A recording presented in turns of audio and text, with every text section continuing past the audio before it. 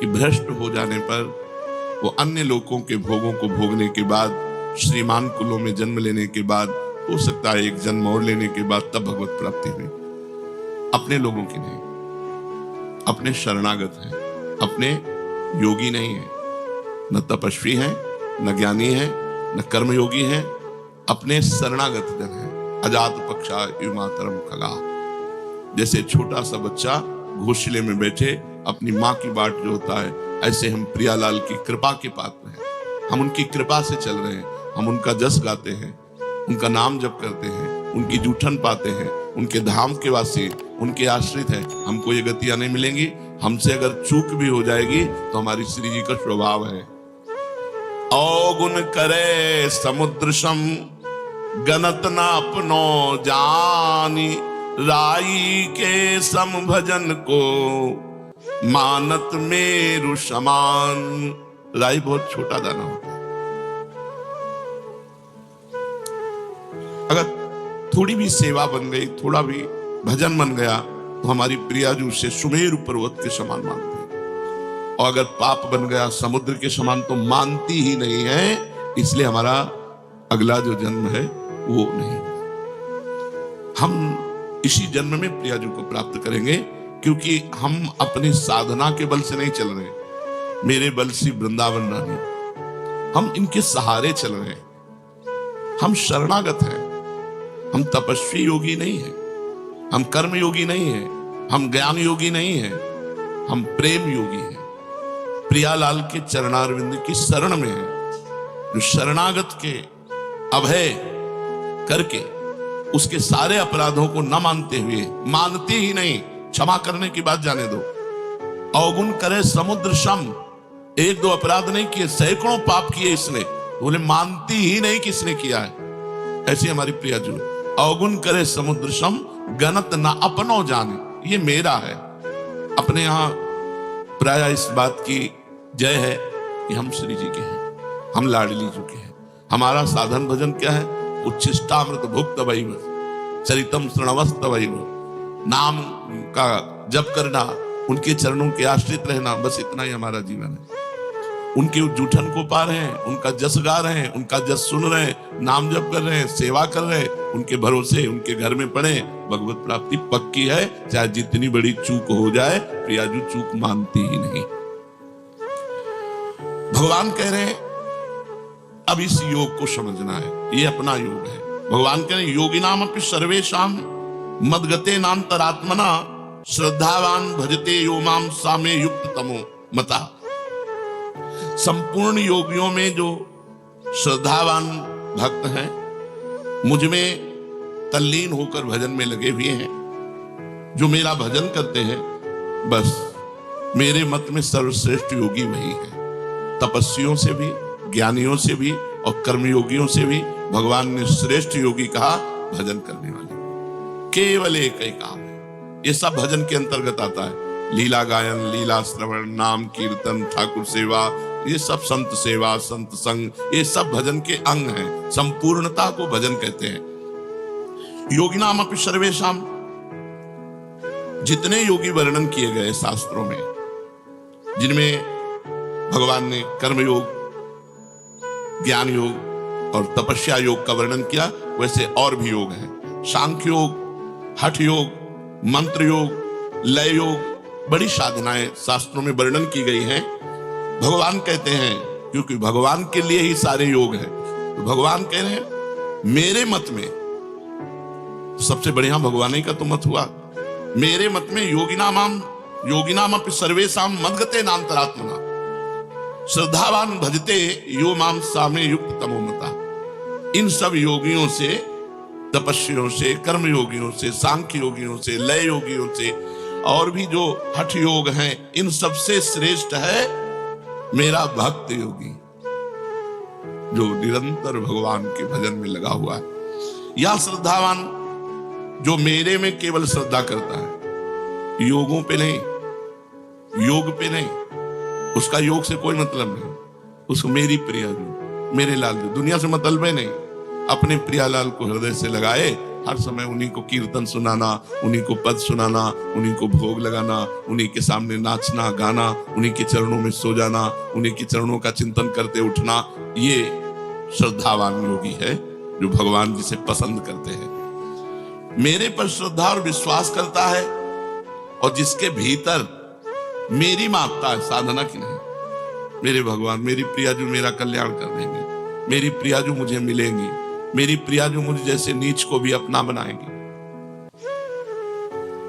उसके अंदर केवल एक वृत्ति है, प्रियालाल।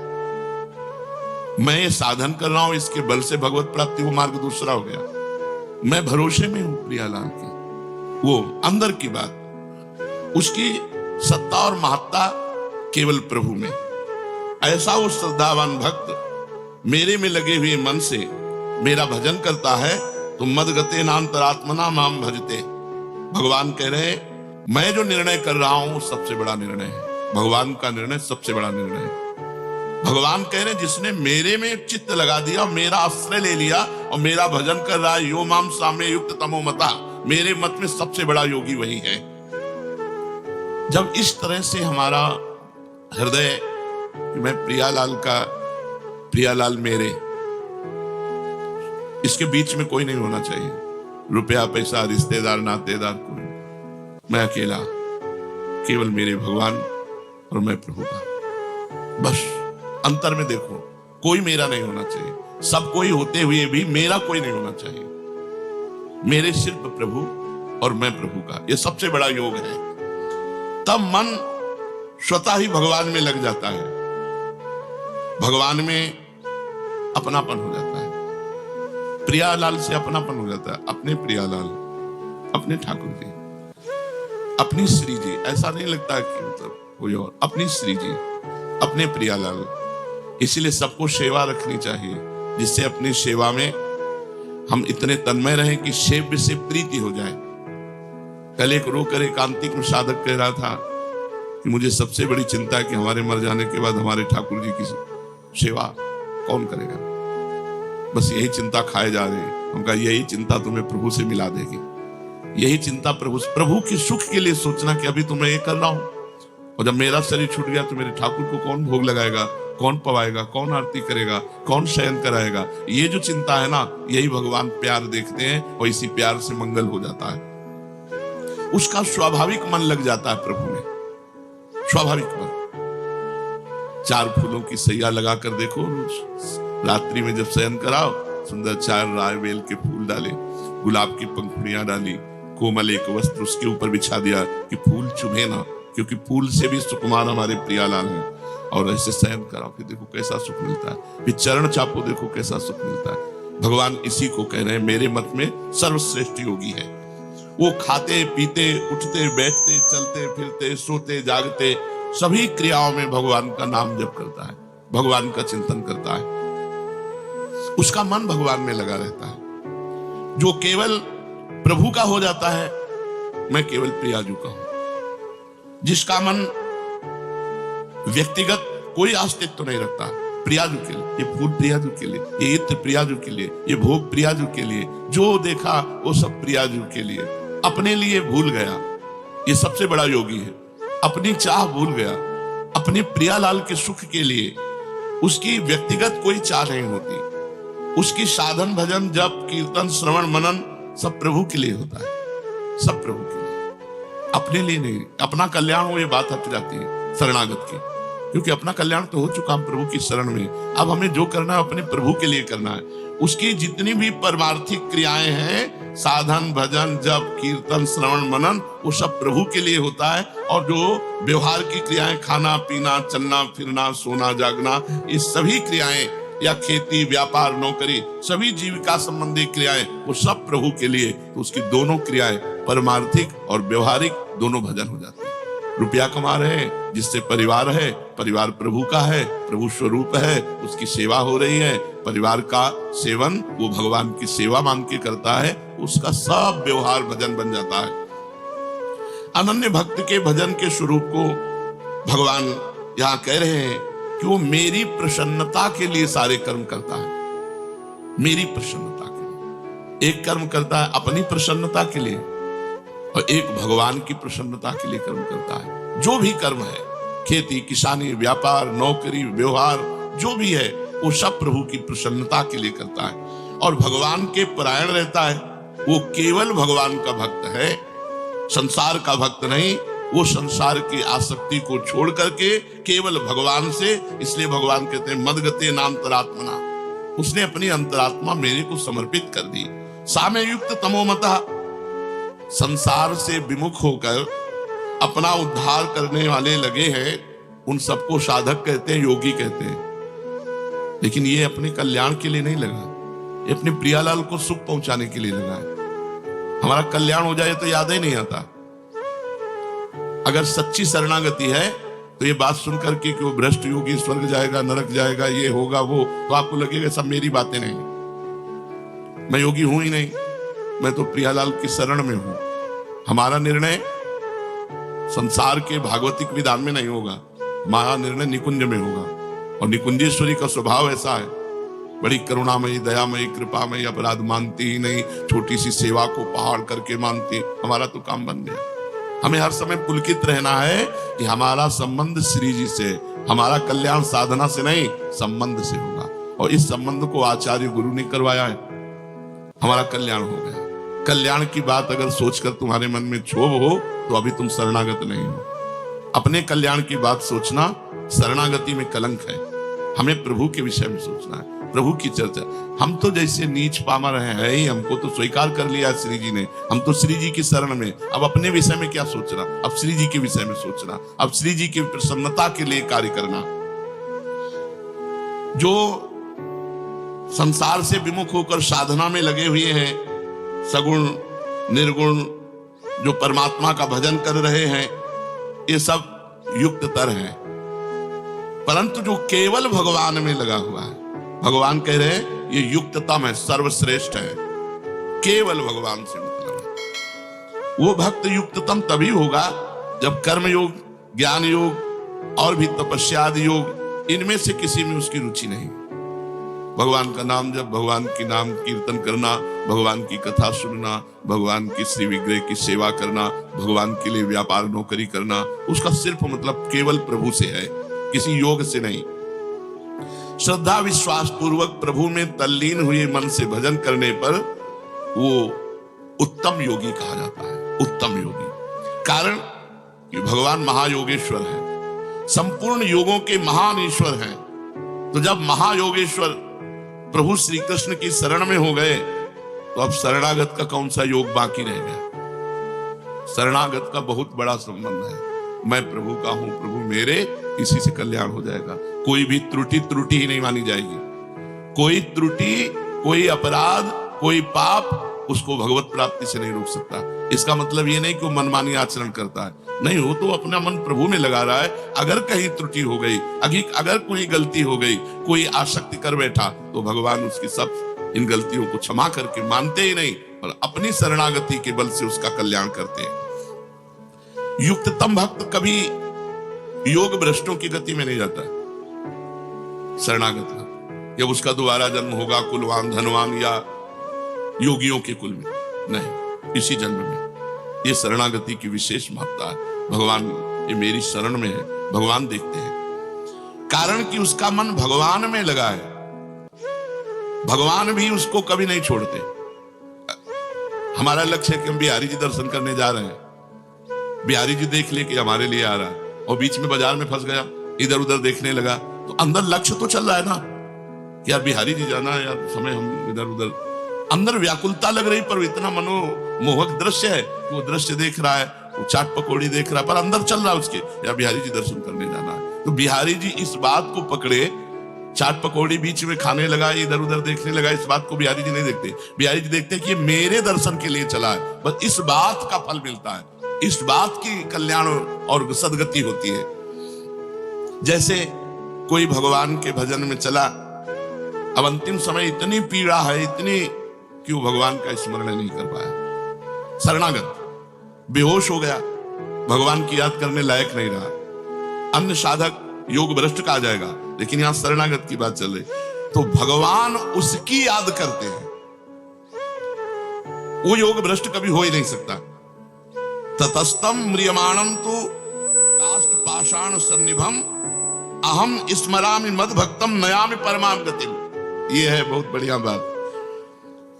अब उसका हृदय काष्ठ के समान, पाषाण के समान दुख में ऐसा डूब गया मरते समय कि भगवान का स्मरण नहीं आया। यही सदगति बिगड़ जाती है। अन्य योगियों की यही सदगति बिगड़ती है। बेहोश हो गया, अधिक कष्ट में, मूर्छा में, और भगवान का स्मरण नहीं हुआ तो उसकी सदगति बिगड़ गई। लेकिन भक्त की जो शरणागत है, कह रहे हैं उस म्रियमाण भक्त का मैं स्वयं स्मरण करता हूं और उसको परम गति प्रदान करता हूं। अंतिम समय भक्त स्मरण करे तो सदगति, और भक्त मतलब जो और योगी है स्मरण ना करे तो उसकी गति बिगड़ जाएगी। लेकिन जो शरणागत है उसकी नहीं बिगड़ेगी। वो स्मरण करे न करे, भगवान उसका स्मरण करते हैं और उसको परम गति की प्राप्ति होती है। उस पंक्ति में अपने लोग बैठे हैं, अपने लोग इसी पंक्ति में बैठे, शरणागति की पंक्ति में बैठे हैं। कितनी बढ़िया बात है कि अंत समय यदि हमारे से स्मरण नहीं हुआ तो हमारा स्मरण हमारी प्रियाजू कहेंगे और कहेंगे बुला उसको। अन्य कोई गति नहीं हो सकती। अब अपने लोगों की अन्य कोई गति नहीं, योग भ्रष्टों वाली गति नहीं। हाँ, पर अन्य भी कितनी सुविधाजनक है कि अगर वो भ्रष्ट भी हो गया है तो दिव्य लोकों के भोगों को भोग कर श्रीवान कुलवानों के कुल में जन्म होना। तात्पर्य है कि एक बार जो संसार से विमुख होकर भगवान के सन्मुख हो गया, एक बार भगवान की शरण ले ली, जिसको अपने बल का अभिमान नहीं, जिसको अपने उद्योग प्रयत्न का, बिल्कुल एक एक बात समझते जाओ, अपना कोई बल नहीं कि हम भगवत प्राप्ति कर सके, हमारा कोई उद्योग नहीं है, प्रयत्न नहीं है, हम इतने प्रयत्नशील नहीं कि हम भगवत प्राप्ति कर लें, और जिसको अपनी साधना का सहारा नहीं, केवल विश्वास प्रभु का है, उसका परम कल्याण हो गया, वो भगवत प्राप्ति करे। अपने लोग इसी लाइन में है, ना अपनी कोई साधना, ना अपना कोई प्रयत्न, ना अपना कोई बल है, अब तो प्रियाजू के सहारे हैं, जैसे प्रियाजू चला में। ऐसे भक्त को कभी योग भ्रष्ट नहीं होना पड़ता, क्योंकि वो प्रभु पर निर्भर है, उसके अंतःकरण में भगवान का आश्रय है, साधना का नहीं, प्रयत्न का नहीं, अपने उद्योग प्रयत्न का नहीं, उसे भगवान का भरोसा है, अपने पुरुषार्थ का सहारा नहीं, अपनी साधना पर विश्वास नहीं, उसको भगवान की कृपा पर विश्वास है। इसलिए योग भ्रष्ट उसे कहते हैं जिसे अपनी साधना पर विश्वास है, जिसे अपने प्रयत्न पर विश्वास है, और ये भगवान पर विश्वास करता है शरणागत भक्त। अंतःकरण में भोगों का महत्व होने से प्रभु का ध्यान छूट जाता है, मन संसार में चला जाता है। अगर ऐसे समय में प्राण छूटते हैं तो कोई भी साधक हो उसका संसार में जन्म होगा, उसे योग भ्रष्ट कहते हैं। लेकिन जो भगवान का शरणागत है उसका नहीं, क्योंकि अंतिम समय भगवान उसका स्मरण करते हैं, इसलिए वो योग भ्रष्ट हो ही नहीं सकता, वो भगवत प्राप्ति करे। अपने लोग उसी पंक्ति में बैठे, अपनी साधना इसी बात की है। अगर अपने बल का सहारा विश्वास और अभिमान ना हो और संसार में मन जाए तो भगवान का भरोसा है, तो योग भ्रष्ट नहीं माना जाएगा। फिर सुन लो इस बात को, अपने साधन का, प्रयत्न का भरोसा नहीं है, भरोसा प्रभु का है, प्रियाजू का, और मन खूब संसार में जा रहा है, उसका मन संसार में जा रहा है, वो अंतिम समय भी संसार में चला गया, तो वो योग भ्रष्ट नहीं होगा, क्योंकि प्रियाजू इसका स्मरण करेंगे और वो प्रियाजू के पास पहुंच जाएगा। अपने लोग बेपरवाह रहेंगे। हम श्यामाजू केवल अभिमानी, टेढ़े रहे मोहन रसिया सो बोले अटपटवानी। ये बात बैठाल लो, हृदय में बैठालने की है। अब हमारा अंतिम नहीं बिगड़ेगा, क्योंकि अंतिम में प्रियाजू हमें याद करेंगी। जीवन में जितना बनता है हम श्यामा प्यारी रट रहे हैं, और जब हम रटने लायक नहीं रहेंगे तब श्यामा प्यारी हमारी स्मृति करेंगी और हमारा मंगल हो जाएगा। कारण कि ऐसी अवस्था में मन तो संसार में चला गया, लेकिन आश्रय भगवान का है, इसलिए आश्रय से उसका कल्याण हो गया। उसने साधना का आश्रय नहीं लिया था, उसने प्रभु का। ये बहुत मीठी बात है, बहुत अमृतमयी बात है, क्योंकि उस समय हमारे बस की बात नहीं रहती। हमारे बस की बात तो अभी भी नहीं है। जब मन जहां चाहता है वहां चला जाता है, तो उस समय, अंतिम समय जब हमारा आएगा, उस समय मेरे बस की बात नहीं, तो उस समय प्रियाजू स्मृति करके हमारा परम कल्याण, परम मंगल करती है। ऐसे निर्भर भक्त का चिंतन भगवान स्वयं करते हैं, जिससे वो योग भ्रष्ट ना होकर भगवत प्राप्त हो जाता है। जय हो। संसार का संबंध विच्छेद होने से योगी बंधन मुक्त होता है, लेकिन ये संसार का चिंतन करने पर भी भगवान को प्राप्त होता है। ये खास बात है शरणागति की। अंतिम समय संसार का चिंतन चला गया, लेकिन आश्रय किसका है? प्रियाजू का। अंदर आश्रय प्रियाजू का, प्रभु का आश्रय। तो इसका परम कल्याण आश्रय से हुआ, मन आने जाने से नहीं। ये है शरणागति की विशुद्ध महिमा। वो निर्विकार परम सुख, परम शांति, परम आनंद का अनुभव करेगा। उसकी पूर्णता में कभी कोई कमी नहीं हो सकती, क्योंकि अंतरात्मा से उसने प्रभु का आश्रय लिया है। ये भगवान जो ये कह रहे हैं, मदगते अंतरात्मा, जिसने अंदर से मेरा आश्रय ले लिया। इसी तभी हमने कई बार सत्संग में कहा है, भगवत प्राप्ति आश्रय से होती है। अंदर का जो आश्रय है वो भगवान देखते हैं। भगवान के साथ जो अपनापन है, जो भगवान के प्रति भाव प्रकट हो गया है, वो भाव उसका परम मंगल कराता है। तो भगवान तपस्वियों से भी अधिक योगी, ज्ञानियों से भी अधिक योगी और कर्मयोगियों से भी अधिक योगी बताया किसको? जो निरंतर भगवान के भजन में डूबा हुआ है, जिसका आश्रय केवल श्री भगवान है, अन्य कोई है ही नहीं। भगवान कह रहे, मय्यासक्त मनाः पार्थ योगम युञ्जन मदाश्रयः असंशयं समग्रम माम यथा ज्ञास्यसि तच्छृणु।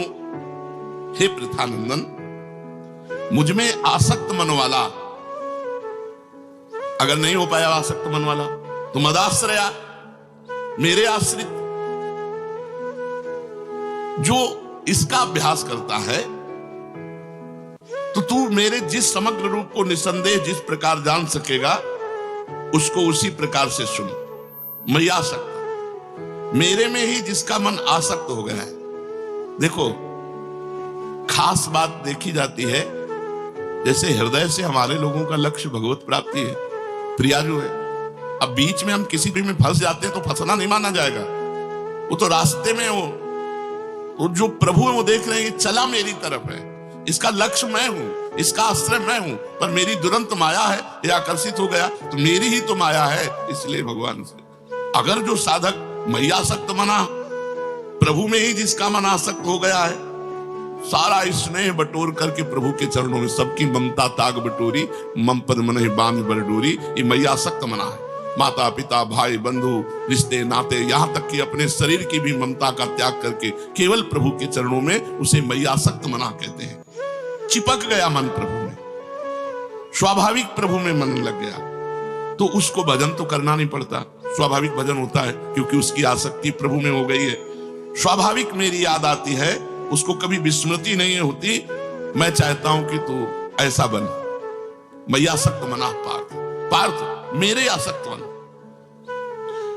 उत्पत्ति विनाशशील वस्तुओं का शब्द स्पर्श रूप रस गंध का आकर्षण तभी मिटेगा जब मय्यासक्त मना होगा। जिसका मन प्रभु में असावई मना कृष्ण पदारविंदयो, जिसका इस लोक में शरीर के आराम, आदर सत्कार और नाम बड़ाई की, स्वर्ग आदि परलोक के भोगों की किंचन मात्र कोई प्रीता नहीं रह गई है। मय्यासक्त मना, शरीर के आराम की व्यवस्था, मान बड़ाई, नाम प्रणाम नमस्कार, लोक परलोक के भोग, इन सबसे कोई प्रीता नहीं है, मेरी तरफ खिंचाव है। ऐसे उपासक को मय्यासक्त मना कहते हैं। साधक कैसे भी प्रभु में लग जाए, वो मय्यासक्त हो ही जाएगा।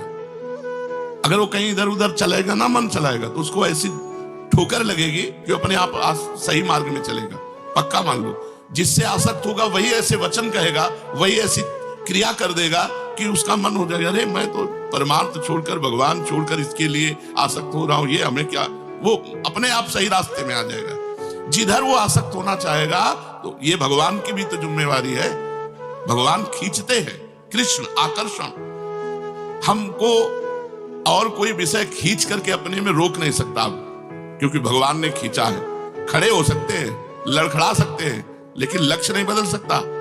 अब ये लक्ष्य नहीं बदल सकता कि चलो अब ये भोग मिल गया, विश्राम नहीं। उसका लक्ष्य अंदर जागृत है भगवत प्राप्ति, अंदर लक्ष्य उसका जागृत है भजन। और थोड़ी देर के लिए मनोरंजन के लिए रुक गया, तो उसी मनोरंजन में ऐसी चोट पहुंचाई जाएगी कि उसका हृदय व्याकुल होकर फिर भगवान की तरफ भाग पड़ेगा। और देखो, निश्चिंत हो जाओ, हम लोग प्रियालाल की शरण में हैं, बस इतनी चिंता करने की बात है कि उनका भजन न छूटे, उनका आश्रय न छूटे, किसी व्यक्ति का आश्रय न हो जाए, कहीं धन का आश्रय न हो जाए, कहीं साधना का आश्रय न हो। सर्वेषु साधन वरेषु चिरम निराशा तो वर्षंत में सहजाद्भुत शोक किदाराम श्री राधिका चरण रेणु महाम स्मराम। अपने को नरक स्वर्ग की कोई चिंता नहीं है, अपने को बस चिंता श्री जी की सेवा की रहनी चाहिए और भजन साधन जो दिनचर्या है ऐसे मार्ग में लगे हो कि अंतिम समय वो हमारा स्मरण करके ले जाएंगे। हमारी जिम्मेवारी नहीं है, हमारी जिम्मेवारी नहीं। जैसे अंतिम समय हर योगी को मन को संभाल कर परमात्मा में लगाना होगा, अगर नहीं लगाए तो भ्रष्ट हो जाओगे। लेकिन अपने लोगों को ये भी बात नहीं, मन संसार में चला गया तो प्रिया जो है ना हमारी, वो हमारा स्मरण करेंगी और अपने पास बुला लेंगी। श्री राधा वल्लभ लाल की।